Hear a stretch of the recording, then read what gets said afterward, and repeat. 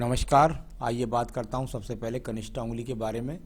कनिष्ठा उंगली ज्ञान की उंगली का स्वरूप मानी जाती है और ज्ञान की उंगली का स्वरूप यदि किसी व्यक्ति के अंदर यह उंगली सूर्य की उंगली के प्रथम पर्व के कट तक ना पहुँचे तो व्यक्ति के जीवन के अंदर या व्यक्ति के मन के अंदर ठहराव नहीं रह पाता। यानी कुल मिलाकर वो अपने आप में ही असंतुष्ट हो सकता है किसी भी जॉब में, किसी भी व्यवसाय में। इसके लिए आपको ठहराव करना बहुत ज़्यादा ज़रूरी है।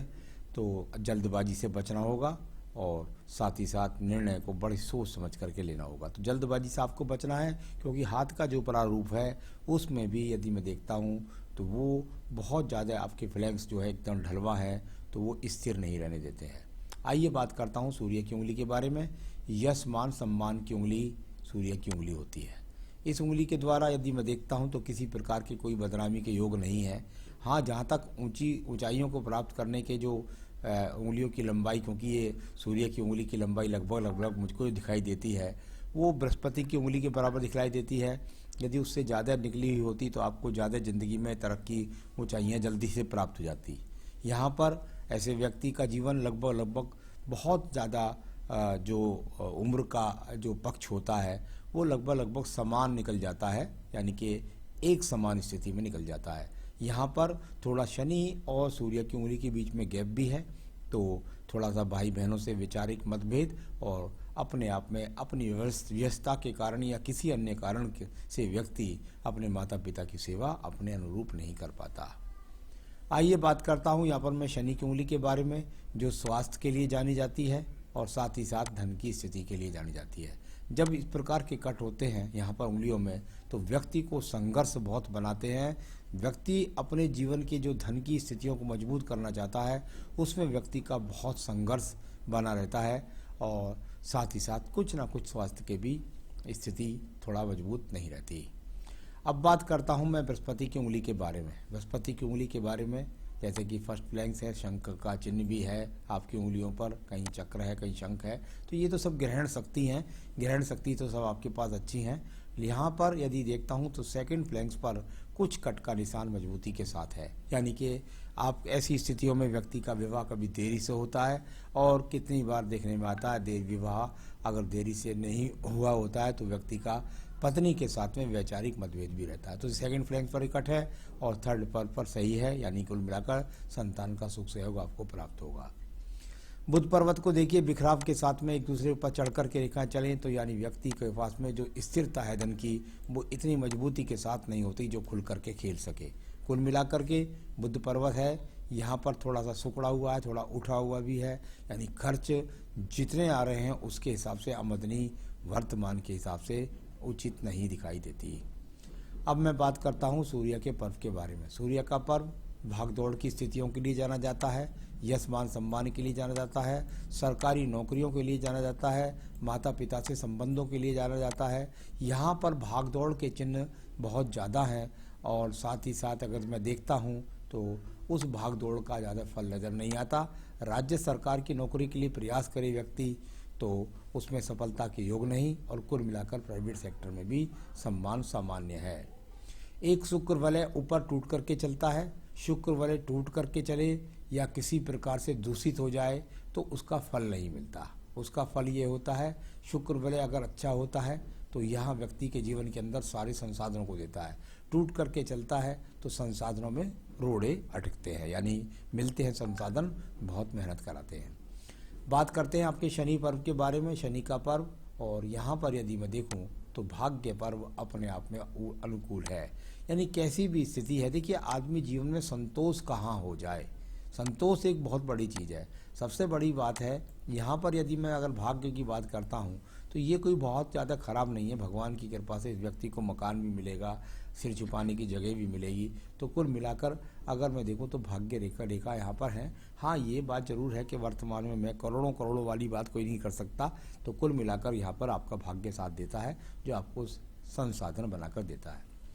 बृहस्पति के पर्व को देखिएगा, वहाँ भी कुछ ब्रैकेट्स बनकर चले हैं, मंगल से भी कुछ रेखाएं उठ करके चली हैं और बहुत सारी रेखाएं देख रही हैं आपकी यहाँ पर सीधा आपके शनि पर्व को। शनि पर्व को बृहस्पति पर्व की रेखाएं जब देखें तो व्यक्ति जीवन के अंतर्गत अपनी योजनाओं यानी अपने पास में उसके पास कोई वाणिज्य है या कोई गुणात्मक कुछ ऐसी चीज़ क्वालिटी होती है जिसके द्वारा वो धन अर्जन करता है। सीधी सीधी जो खड़ी रेखाएं बृहस्पति पर्व को तरफ देखती हैं और नौकरी भी दिलाती हैं, प्राइवेट में सरकारी में सब तरीके से। और जब ब्रैकेट्स बनाती हैं और उसमें आड़ी रेखाएं काटने लग जाएं तो मकान तो स्वयं का होता है लेकिन अपने आप में वो संतोष नहीं होता। यहाँ पर बात करता हूँ आपकी हृदय रेखा के बारे में। हृदय रेखा अनुकूलता से चलती हुई, कुछ रेखा नीचे गिरती हुई, कुछ रेखा ऊपर उठती हुई, यानी उम्मीदें व्यक्तियों से ज़्यादा ना करें, किसी से दूसरों के काम ज़्यादा आते हैं और स्वयं के व्यक्ति आपकी जब जरूरत होती है तो आपके पास व्यक्ति खड़े नहीं होते। कुछ रेखाएं हृदय रेखा से जाकर के इस तरीके से जब नीचे की तरफ गिरने लग जाएं बुद्धि रेखा के साथ में तो मन के अंदर चिंताओं को दर्शाती हैं। अब बात करते हैं स्वास्थ्य की। तो स्वास्थ्य यहाँ पर कुल मिलाकर कोई ख़राब नहीं है, अपने आप में अनुकूल स्वास्थ्य है।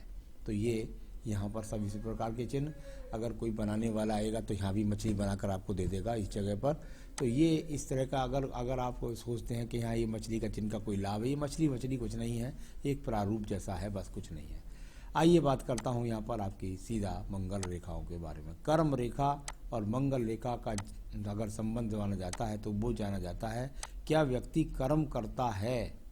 कर्म रेखाएं यदि हाथ के अंदर नहीं है, मंगल पर्वत से निकलने वाली रेखाओं का संबंध यदि नहीं है तो व्यक्ति जीवन में सफल नहीं होगा, क्योंकि कर्म यदि आपके पास है तभी आप जीवन में सफल होंगे।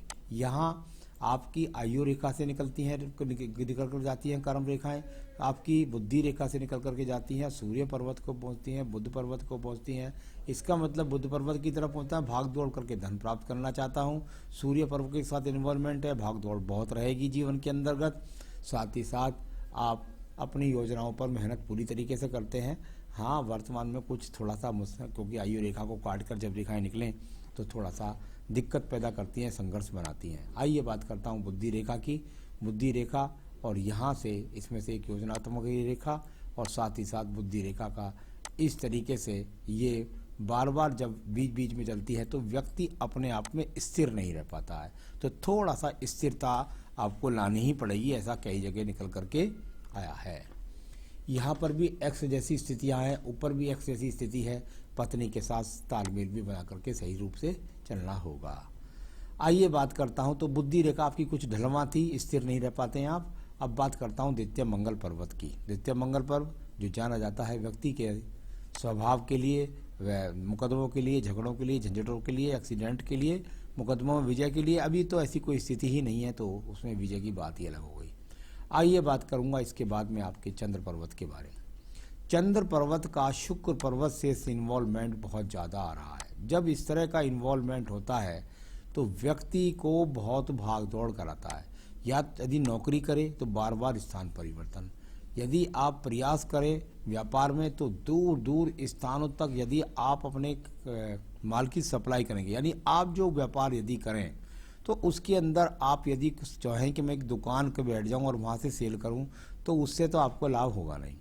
साथ ही साथ यहाँ पर बहुत बहुत दूर तक यदि आप योजना बनाएं तो एक्सपोर्ट इंपोर्ट तक से भी लाभ उठा सकते हैं। कुल मिलाकर आपको दूर दूर के प्रांतों तक जाकर के अपने माल को जो भी प्रोडक्शन करते हैं उसकी सप्लाई करनी होगी, तभी आपको लाभ प्राप्त होगा। और ये आपके साथ जुड़ेगा अवश्य, क्योंकि हाथ में रेखा भी है और ये आपके जीवन में जरूर निश्चित रूप से आपको विदेश यात्रा भी कराएगी। आइए बात करते हैं इसके बाद में आपकी भाग्य रेखा के बारे में। पहले मैं आपको व्यापारिक रेखा के बारे में बता दूं थोड़ा सा। यहाँ व्यापारिक रेखा भी आपके पास है जो बिल्कुल यहाँ अगर देखूं तो लगभग आपके जीवन के अंदर 40 के बाद में इसका जो रोल दूसरा शुरू हुआ है, 40 वर्ष के बाद में दूसरा, ये अपने आप में अच्छी व्यापारिक रेखा है। तो ये यानी कि दो तरीके के कामों से लाभ उठाना और दूसरे से अच्छा लाभ उठाना ये दिखाई देता है। यहाँ ये अच्छे संकेत व्यापारिक और बुद्धि दृढ़ता को दिखाते हैं।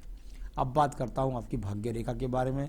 मणिबंध से भाग्य रेखा का उदय जाकर भाग्य रेखा में मिलना, यानी व्यक्ति को पैतृक संपत्ति का लाभ मिलना और साथ ही साथ परिवार का सहयोग मिलना, इस तरह के संकेतों को दिखलाता है। कुल मिलाकर के भाग्य रेखा का उदय यहाँ से हो रहा है। पारिवारिक जिम्मेदारियाँ शुरू में ज़्यादा हैं और इसके बाद में ये भाग्य रेखा यहाँ से टूटी, फिर ये दोबारा से यहाँ 35 के बाद दूसरा बदलाव, और इस तरीके से ये तीसरी जब रेखाएं हो जाएं तो व्यक्ति साथ साथ दूसरे काम भी करता रहता है। तो इस तरीके से व्यापारिक अगर आपके पास ये भाग्य रेखाएं हैं तो ये 40वें वर्ष में बहुत बड़े कटान के रूप में रेखाएं भी हैं। यानी कुल मिलाकर यदि मैं देखता हूँ तो यहाँ पर कह सकते हो थोड़ा सा, यहाँ कह सकते हो थोड़ा आगे कह सकते हैं, तो ये यहाँ ये तो अभी बताता हूँ इनका मैं आयु का आपके प्रश्न के हिसाब से। तो राहु रेखाएं काट रही हैं, थोड़ा सा परेशान करेंगी, लेकिन कब हल हो जाएंगी इस स्थितियाँ बताने वाला हूँ आपको आगे। तो ये आपके पास भाग्य रेखा पर राहु रेखाओं का प्रभार है थोड़ा सा, और कुछ रेखा भाग्य रेखा भी मजबूती के साथ नहीं है। तो ये तो हुआ आपकी हाथ की रेखा का। यहाँ आप शुक्र पर्व के बारे में देख लेते हैं। शुक्र पर्व संसाधनों के लिए जाना जाता है, और संसाधन की यदि बात करता हूँ तो सामान्य रूप से सही संसाधन है, कोई बहुत खराब संसाधन नहीं है। ये इस तरह की स्थिति मंगल रेखा भी आपके पास है जो आपको सपोर्ट कर देती है। आप कहीं भी गिर जाते हैं तो फिर आपको साहस दोबारा से पैदा हो जाता है। संतान रेखाएं आपके हाथ से तो 3 लगती हैं देखने में, बाकी पत्नी के हाथ से ज़्यादा जानी जाती हैं। तो आपने कहा जीवन में जो है स्टेबिलिटी नहीं है, और ऐसी स्थितियों से कब मेरा छुटकारा मिलेगा। जॉब स्टेबिलिट नहीं है, सिचुएशन बहुत ख़राब है, हर साल अदला बदलाव होता रहता है। ये सब बातें आपकी बिल्कुल आयु रेखा में भी दिखाई दी, भाग्य रेखा में भी दिखाई दी। तो ये तो निश्चित बात है, आप सही कह रहे हैं, परंतु आपने कहा ये कब स्टेबिलिट होने वाला है। तो चलिए मैं आपको बताता हूँ ये कब स्टेबिलिट होने वाला है।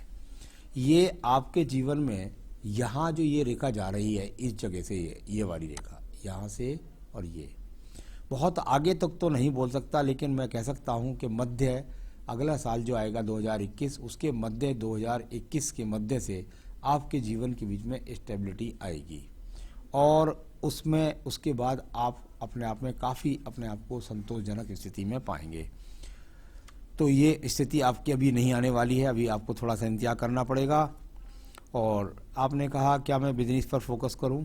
बिल्कुल निश्चित रूप से फोकस कर सकते हैं, इसमें कोई भी शक नहीं है, क्योंकि शुक्र पर्व आपका ठीक था, इन्वॉल्वमेंट सही था, व्यापारिक रेखा भी आपके पास है।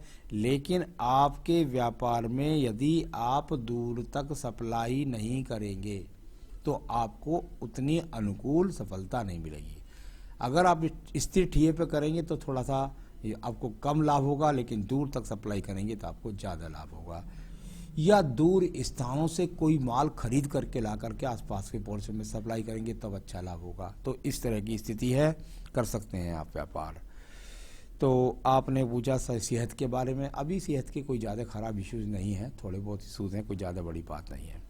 मनी मैटर आपका भी स्थिति मजबूत नहीं है, धीरे धीरे स्थिति मजबूत होगी। मध्य जून के बाद आप काफ़ी कुछ महसूस ठीक करेंगे। क्या करें आप जो आपको जीवन में आपको सहजता महसूस हो और आप अपने व्यापार या नौकरी में स्थिरता के साथ बढ़िया अपना काम कर सकें। रोजाना पूजा के अंदर आप बजरंग बाण पढ़िएगा, साथ में अर्गला सोच होता है देवी का, वो अर्गला सोच पढ़िएगा। और आपका रतन बनता है फायर ओपल। फायर ओपल आप ग्रहण करेंगे, आपको व्यापार में मन लगेगा, व्यापार में सफलता मिलेगी, नौकरी में सफलता मिलेगी, पर बहुत पारिवारिक संबंध बहुत अच्छे हो जाएंगे। मेरे हिसाब से आपका रतन पन्ना नहीं बनता, अगर आपने पहन रखा है या मोती पहन रखा है तो वो आपको और ज़्यादा डिस्टर्ब करेगा। तो पन्ना तो एक बार चल जाएगा, लेकिन मोती ना हो, ज़रा इस बात का ध्यान रखें। तो कुल मिलाकर फायर ओपल आपको पहनना है, ये आपका रतन बनता है, और आप जीवन में तरक्की करें, सुखी रहें, यही मेरी शुभकामनाएं हैं। नमस्कार।